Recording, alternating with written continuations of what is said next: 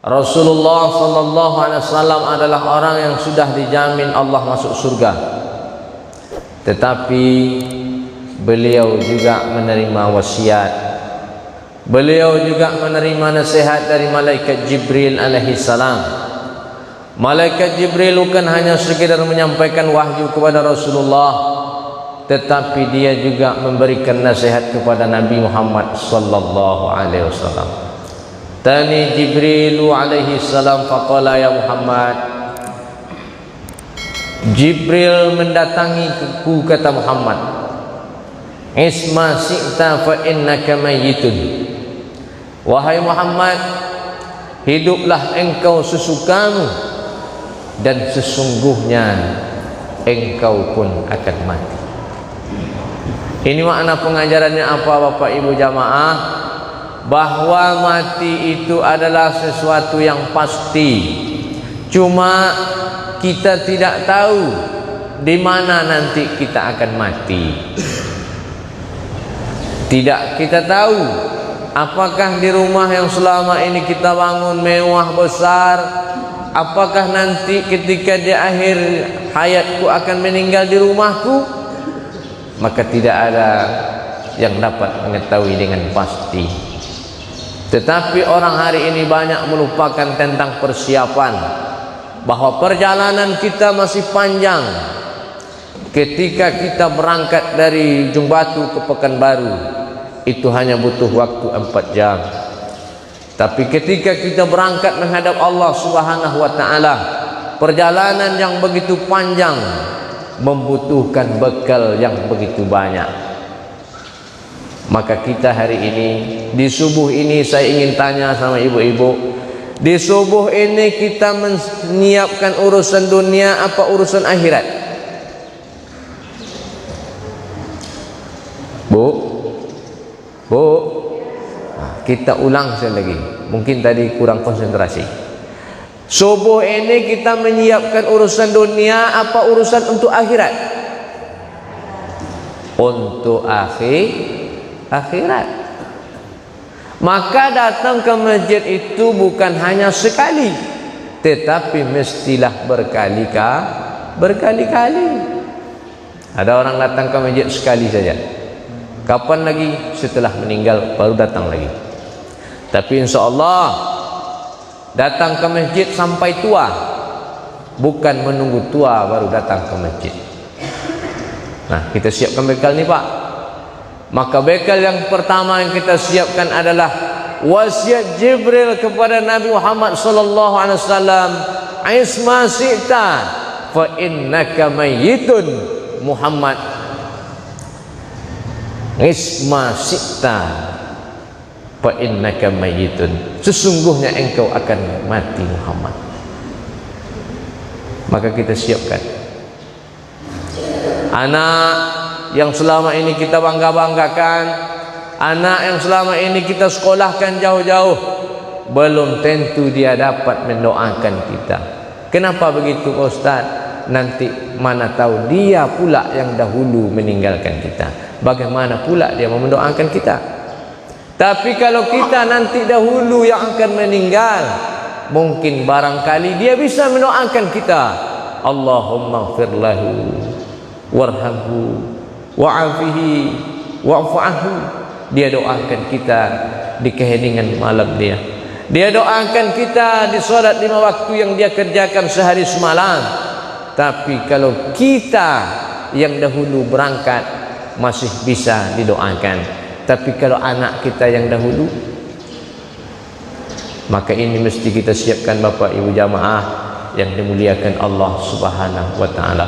Maka saya membaca sebuah tulisan di Facebook. Ada seorang yang mampir di satu masjid. Dia Bapak Ibu solat waktu asar. Setelah dia solat asar, dia pun berbaring. Rupanya itulah tidur yang panjang yang dialami. Setelah itu dia meninggal dunia, meninggal dalam keadaan selesai melaksanakan solat asar. Dia seorang musafir. Maka kita cemburu, apakah nanti kita mati dalam keadaan yang baik seperti yang saya ceritakan? wallahu alam. Tapi kita punya cita-cita, semoga Allah matikan dalam keadaan sebaik-baiknya, husnul khatimah, amin ya rabbal alamin. Maka orang yang paling bahagia Bapak Ibu, yang paling bahagia adalah mereka yang mengucapkan la ilaha illallah. Yang paling bahagia hidup dunia dan akhirat adalah mereka yang mampu mengucapkan la ilaha illallah. Meninggal dia dalam mengucapkan la ilaha illallah. Dulu di saat engkau lahir, orang di sekelilingmu tertawa. Tapi hari ini, nanti ketika engkau meninggal dunia, orang yang ada di sekelilingmu, mereka akan meneteskan air mata. Mudah-mudahan meninggal kita nanti dalam keadaan husnul khotimah. Apakah ada jamaah kita sudah siap meninggal? Mantap, siap dia. Kalau bapak-bapak sudah siap Pak? Sudah? Mantap jamaah kita ini. Karena mantapnya setiap subuh satu ada kajian. Coba akan ditanya, Bapak sudah siap meninggal? Maaf Ustaz, belum siap lagi. Kenapa begitu? Masih bangun sarang tempat walid lagi nih. Tapi insya Allah, siapa yang sudah siap menghadapi sakaratul maut, berarti dia sudah rindu sekali bertemu dengan Rabb dia. Bapak Ibu jamaah yang dimuliakan Allah Subhanahu wa taala, maka ketakwaan inilah yang mesti kita bawa. Khairuz zadi taqwa. Bekal yang paling baik adalah ketakwaanmu kepada Allah. Maka kata Imam Qusairi, kalimat takwa itu mengandung 4 makna. Yang pertama ada huruf ta, melambangkan sifat tawaduk kepada Allah, rendah hati, cakapnya tidak pernah meninggi, tak pernah menyakiti perasaan orang. Cakap dengan dia 5 menit, sejuk perasaan kita. Cakap 10 menit, senang hati kita. Itu menunjukkan hatinya lembut. Tapi ada orang hatinya tersentuh orang buatnya. 5 menit dia cakap, senang hati kita. 10 menit cakap dengan dia, bengkak hati kita buatnya. Kenapa? Karena dia sudah menyinggung perasaan orang, lisannya pun tak pernah terjaga. Maka insya Allah kalau itu ada, insya Allah akan timbullah sifat tawaddu, merasa rendah hati. Lalu yang kedua, orang yang takwa tadi akan lahirlah dalam dirinya, yaitu adalah huruf qaf. Apa makna qaf? Merasa cukup di hadapan Allah, qanaah. Laisal aina an kasratil aradi. Orang yang bahagia itu bukan yang punya harta banyak. Mereka itu siapa? Mereka yang merasa cukup di hadapan Allah. Qanaah, merasa cukup. Banyak alhamdulillah, kurang dia tetap bersyukur. Wa man sakara fa inna ma yashkuru li nafsihi wa man kafara fa inna rabbi ghaniyyun karim. Ibu kalau bersyukur, syukurnya untuk siapa? Untuk ibu. Bapak kalau bersyukur, bersyukurnya untuk siapa? Untuk bapak. Kalau aku bersyukur atau tidak bersyukur, apakah Allah itu tetap kaya? Ya. Mau bersyukur atau tidak bersyukur kita, Allah tetap Ghaniyyun Karim.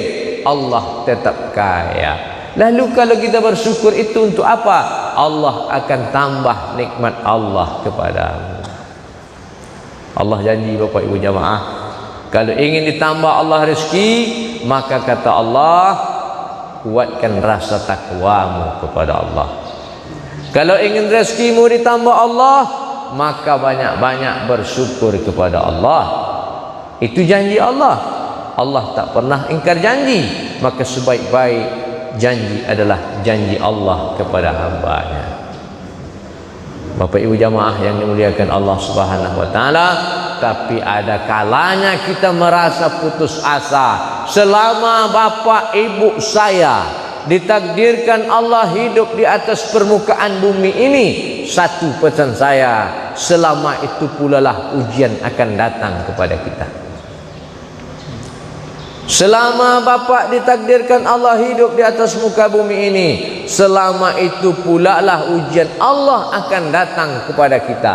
Maka satu kunci menghadapinya, tetaplah bersyukur atas semuanya.